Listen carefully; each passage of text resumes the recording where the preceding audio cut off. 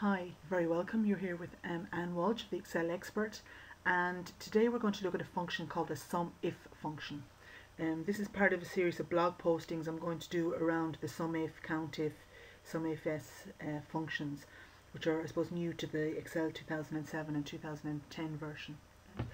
So here I have a file, and this file again will be available for download underneath this blog post, so you can actually go and practice it yourself. And essentially what I want to be able to do is, up here I have a whole list of, let's say, apples, oranges and bananas, and I want Excel to essentially just sum up the quantity of apples, the quantity of oranges and the quantity of bananas.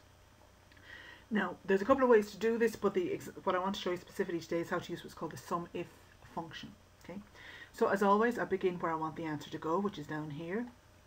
I go up to my formulas tab, which is up here. And then if you go over here, look over here, you'll see it says math and trig, and I scroll down until I get to the SUMIF function. Now notice there's also a SUMIFS function. We're interested just in the SUMIF function. And the difference between the SUMIF and the SUMIFS is that you can only evaluate, if you like, you want to use one criteria. In other words, you can only kind of say, I just want to find apples. You can't say I find apples or oranges in this, using this particular function. So if you look here, there's three parts to this.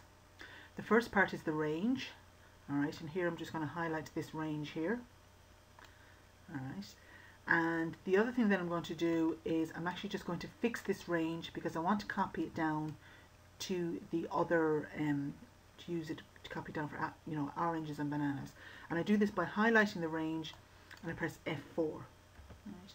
Now when I do this, you'll see that it actually adds a whole load of dollar signs to it, and that means that range is fixed. Next step then is to go to the criteria. In other words, what do I want it to add up? So I click in the criteria box and I click over here in apples. Now in this case I'm actually using a cell, but if I wanted to use apples I could also just type in the word apples here, or I could type in greater than 60 or greater than 70. One thing a lot of people use this for in accounts departments is they use it, let's say, to evaluate what's the total sum of invoices over 60 days. Right, so that's just another example of what it is you use. The last part then is the sum range, and generally what I do is I then would just highlight this range here which has the numbers, and again to fix it I highlight it and then I press F4.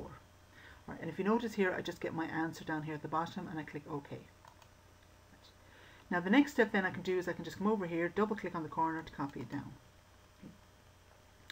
Now for those of you who just want to check your answer, alright, if I highlight those three numbers there and I come down to the bottom right hand corner, you see there down there it's telling me the sum is 16827. Okay. And if I come back up here and just highlight this range again, alright, you see this says 16827. Okay. So essentially what this allows me to do is it's a lot of a quick and dirty way, if you like, to actually check that my answers are correct. Now to learn this I would actually suggest that you have a look at the other two exercises. There's ones there on sales SUMIF and grade SUMIF, and you can use this trick just to check that your answers are correct. I hope you've enjoyed this, and if you haven't done so already I would suggest maybe if you come on over to the Excel expert and just sign up for my sheet of 25 Excel shortcuts, which will for most of the commonly used things that you use. Okay, take care of yourself. Goodbye.